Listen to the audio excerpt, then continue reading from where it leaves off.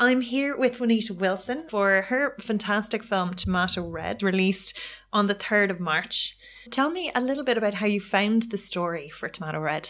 I found the story for Tomato Red in a bookshop once again. It's a novel written by Daniel Woodrell, an amazing American writer. And I read it a good few years ago, and it's one of the best books I ever read. It's so surprising in terms of a story. I had no idea what to expect.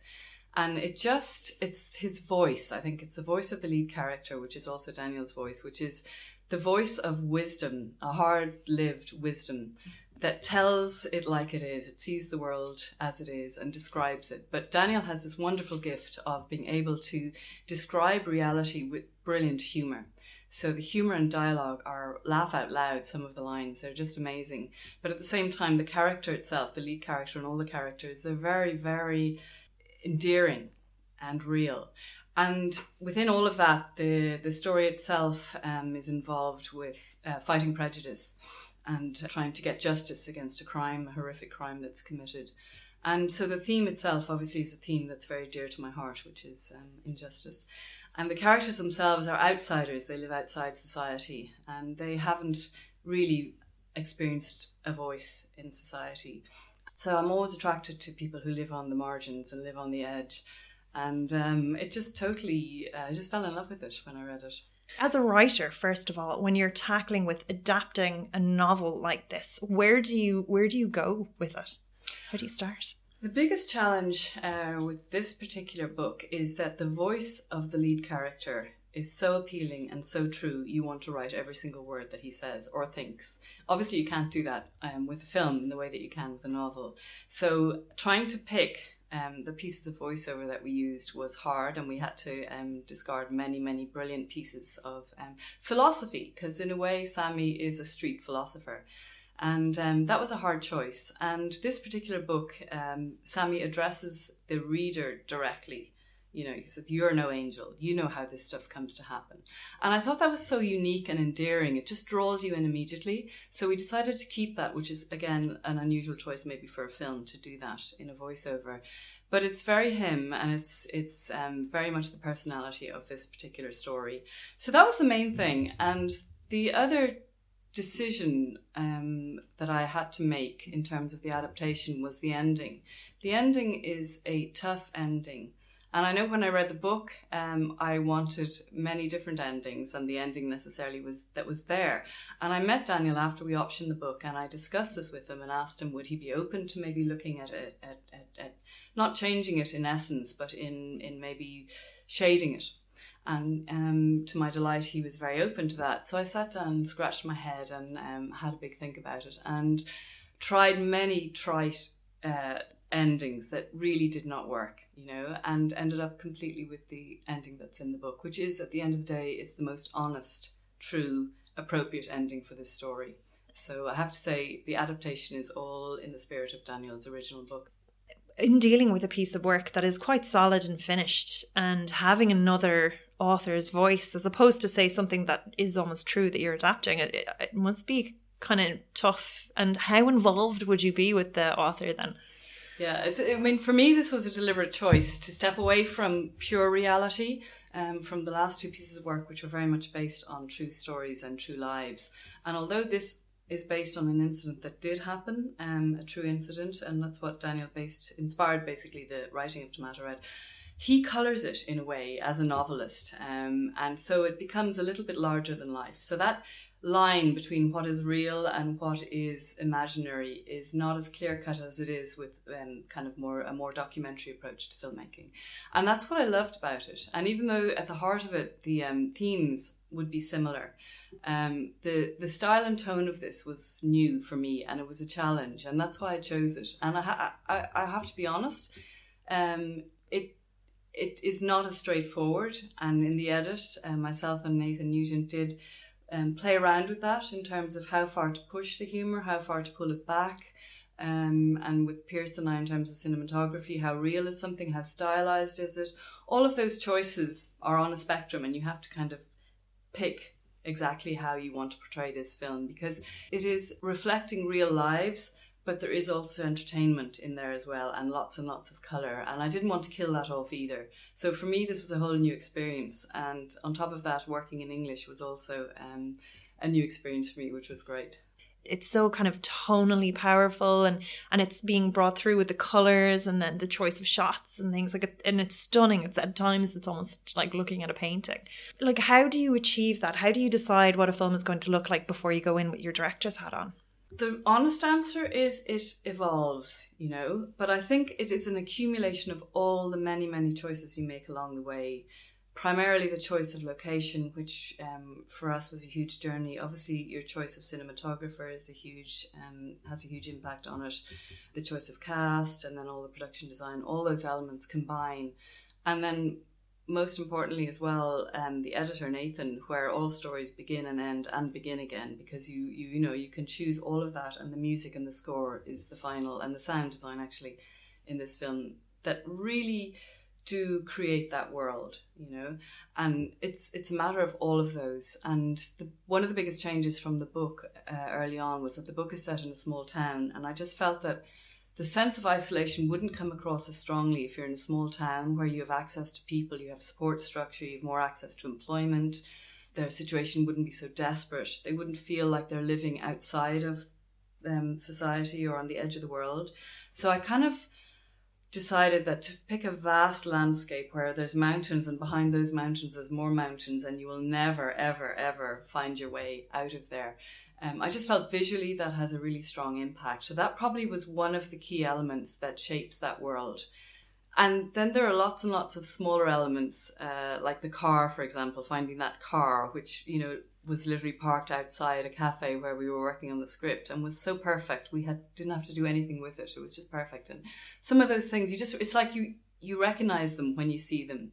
And all of the landscapes, I mean, Pierce was so generous with his time, and together we recce'd several different countries, not just locations, looking for the right space. And through all of that, we were able to compare his photographs, to compare what we saw, what we felt in certain environments, what we were looking for, so that when we actually found this location, it felt so perfect and so right that after that, nothing else matched.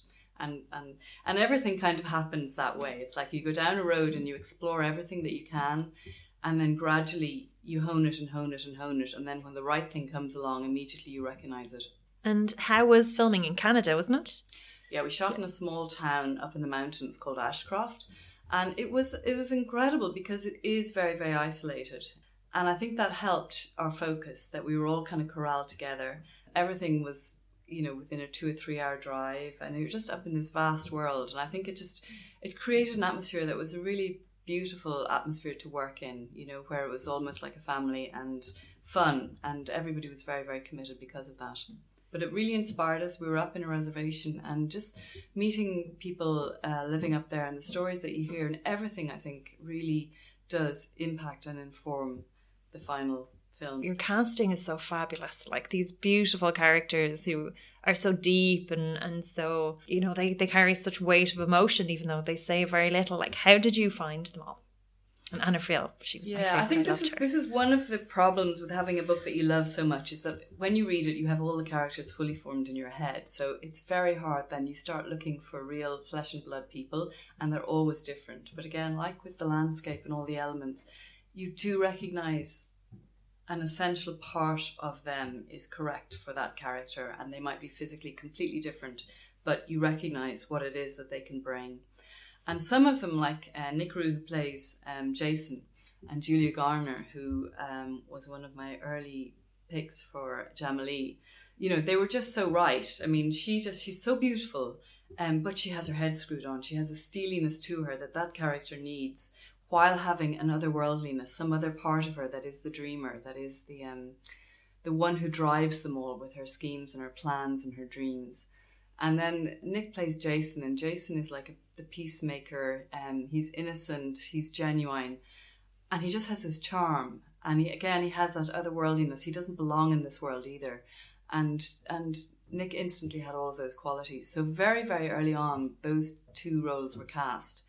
And then we went on the search for Bev. And I have to say, Anna Friel did this amazing audition. And I've known her obviously for years and really respect her as an actress. But she brought a reality to Bev without losing any of the humour, because Bev has some of the best one-liners in the whole film. But she was able to deliver those, but also a humanity and a vulnerability that she just embodies as an actress that is very beautiful, and it gives a whole nuance to Bev that I think really, really helps you empathise with her character. And then, of course, the lead was the most problematic and the trickiest to find, and I spent years yet again on the search for Sammy. And Jake is a young actor. He just read, and as soon as I saw his audition, I recognised that he had a truth in his delivery. There was nothing fussy about it, and I just totally believed him. It's his body language, it's everything. He has to do very little, but he carries it all. And he didn't milk the humour, which I think was really, really important, but he was able to bring all of the little smiles to the role without overdoing it. So he was brilliant, and they were all a joy to work with, I have to say. Being up there, a low-budget film in the middle of nowhere, and they came with their hearts on their sleeve and were so open that it was a real privilege to work with all of them.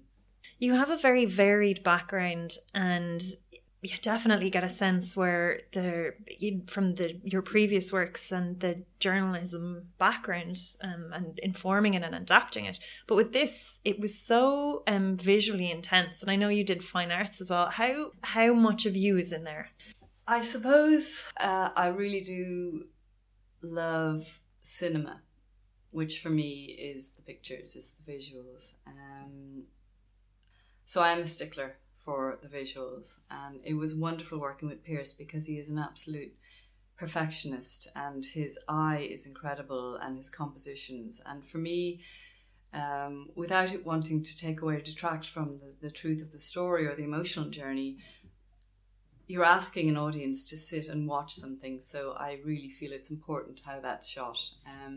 And we were very lucky once we found our landscapes and the locations. We also had the joy of being able to work in different lights. Up there we did a lot of shooting in twilight, which is an absolute luxury. And I think, nighttime shots and that kind of thing that really helped the mood. So I didn't honestly expect that Tomato Red was going to be primarily a visually beautiful film in the way that maybe The Door, I would always have pictured it that way. But despite ourselves, this is what we ended up with. And again, like with the actual book, when we were editing, there were so many wonderful shots and landscapes and images, and you just couldn't include them all, which is heartbreaking. But I think it's a joy to work with somebody like Pierce that has such a beautiful eye, and can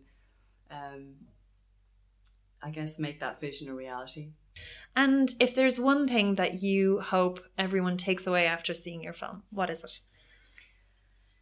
I think at its heart, this film is an exploration of violence and the seeds of violence. And I think it's really important to remember that often a violent act is the end result of an accumulation of prejudice and wrongs. And I firmly believe that if people aren't given a voice and aren't listened to, that sooner or later they will find a way to be heard. And I think it's really important that we're inclusive and that we listen to everybody. And, experience has told us it's a way to end violence is to talk to people and to listen to one another. And I think that that's the most important thing at the heart of this film, is not to judge, but to actually listen. Brilliant. And okay, so everybody make sure they catch Tomato Red when it's out the 3rd of March. And thank you so much for talking to us. I'm Gemma Creagh, and this is the Film Ireland podcast.